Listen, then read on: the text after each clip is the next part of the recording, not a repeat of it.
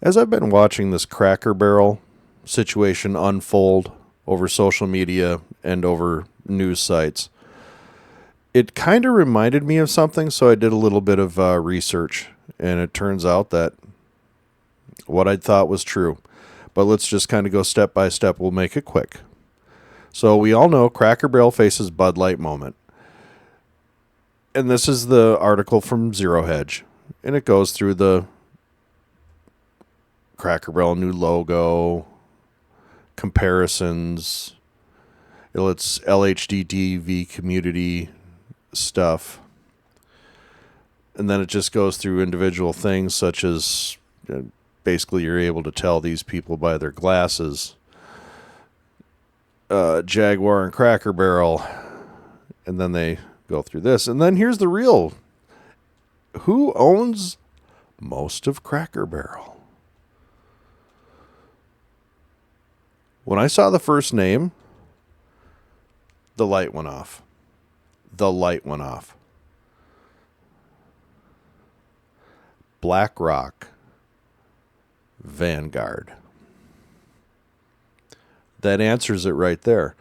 And what had tipped me off back at the very beginning of this article, the very beginning, was this tweet.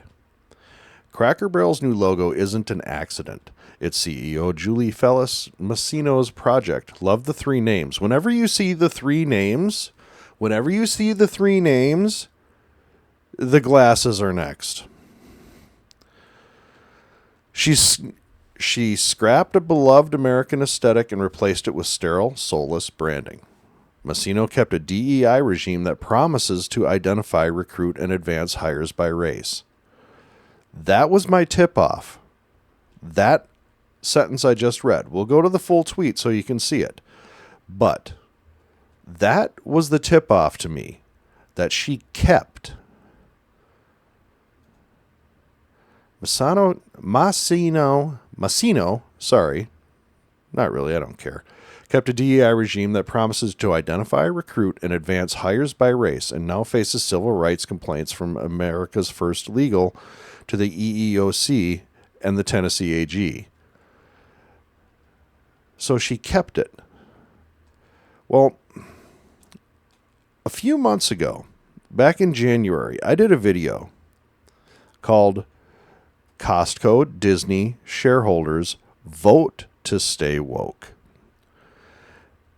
And I went through that the Costco board had voted to keep all of their DEI programs, all of them, the same way the Disney Corporation did. This was my tip-off that these guys are owned by the same people. The reason she kept it is because her primary shareholders emphasized their desire to keep it. BlackRock and Vanguard. And let's just go through it. This is, of course, an AI summary. Currently, Cracker Barrel Old Country Store has a mix of institutional, retail, and individual investors holding its shares. The number one is BlackRock with 11%, followed by the Vanguard Group with 9.9%. Okay. That to me was it right there, because I know who owns the Walt Disney Company, another company that has fought to keep its DEI. Let's find out who that is. The largest stockholders of the Walt Disney Company, the Vanguard Group, and BlackRock. Okay. And this is where my story originated from months ago. The largest owners of Costco, the Vanguard Group, BlackRock, State Street. The reason I bring this up is because when you have someplace like Cracker Barrel, who is fighting the cultural zeitgeist change that has happened. They are literally standing up against a hurricane. They know it. They don't care. This is the same thing Costco did. Costco stood up and said, no, we are keeping all of our DEI stuff. Thank you. And that came down from their shareholders. Disney has done the same thing. They're keeping a lot of their stuff. They've gotten rid of some of their more public things, but they're keeping the majority. And note, they haven't gotten rid of the people who are the most guilty of it, Bob. And they're all owned by the same Wall Street firms who are pushing the same agenda. They're all pushing the same agenda, whether it's LDHD TV, whether it's globalist, pro-corporatist, assisting socialism, socialist groups throughout the country.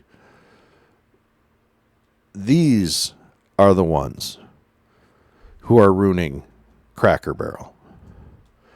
We can say that it's her, but she is just the face. She is just the face. This is the face they put forward. Who's they? BlackRock, the major institutional owner of Cracker Barrel, of Costco, of Disney.